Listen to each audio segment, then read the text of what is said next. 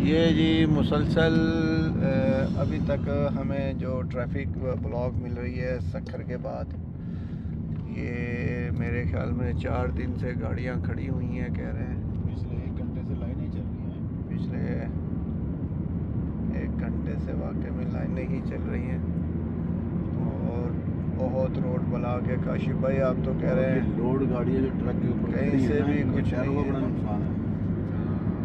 ये सारा बंद है, कराची पूरे का पूरा, सिंध बंद है भाई। तुम कहते हो सिंध खुला है, सिंध बंद है सारा। कितनी ट्रैफिक ब्लॉक है ये अभी आप देख रहे हैं हमारे कैमरामैन चौधरी मोहम्मद नईम साहब के साथ। ड्राइवर मोहम्मद नईम के साथ।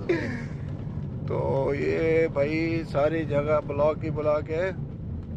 तो कराची से जाने वाले हजरात से गुजारिश है कि घर में बैठ जाएं सुकून से, वो अच्छा है मेरा भाई।